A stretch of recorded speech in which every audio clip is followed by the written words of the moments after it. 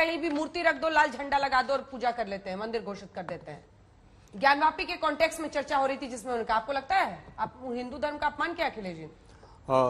देखिए अंजना जी, सुनील जी की आस्था पे कोई प्रश्न चिन्ह नहीं है। मैं व्यक्तिगत रूप से भी कह सकता हूं कि सुनील यादव जी बहुत ही आस्थावान, संस्कारवान व्यक्ति हैं। लेकिन समाजवादी पार्टी का ये प्रॉब्लम है कि इनके यहाँ कुछ नेता ऐसे हैं कि जिन्हें धर्म नाम के शब्द से हिंदुत्व या सनातन मंदिर, उससे थोड़ा इनको प्रॉब्लम है।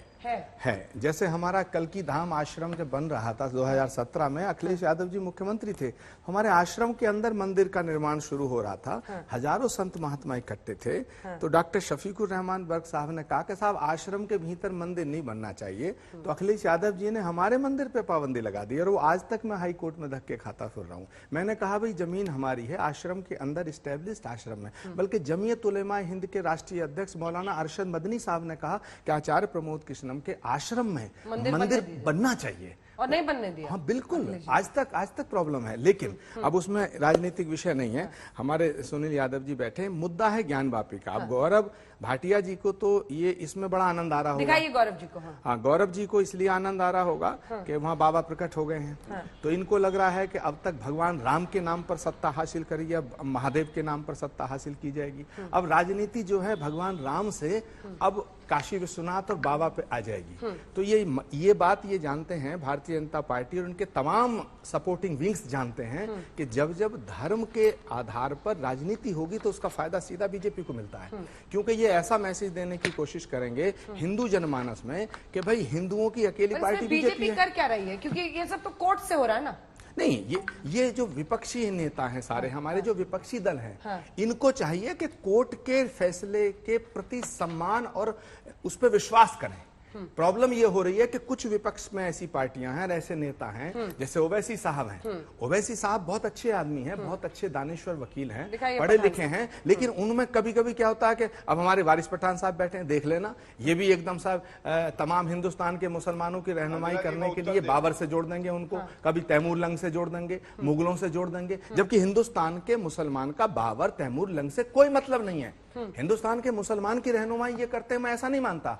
बीजेपी ये चाहती है कि मुसलमानों की रहनुमाई ओवैसी साहब करें और उनके रिएक्शन में सारे हिंदुओं की जो रहनुमाई का ठेका है वो बीजेपी को मिल जाए। गौरव भाटिया जी जल्दी से इसका जवाब उसके बाद में। This is the point. Waris साहब, इसके बाद गौरव जी। हाँ देखिए, मैं अपनी बात रख लूं। अंजना जी बोलिए।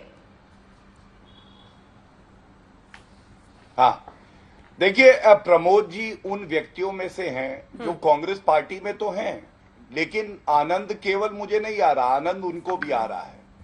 डरे घबराए वो लोग हैं जैसे राहुल गांधी, सोनिया गांधी, अभी चुप्पी साधी हुई है, वो अपने बिल से नहीं निकल पा रहे, उनके मुंह में दही जमी है।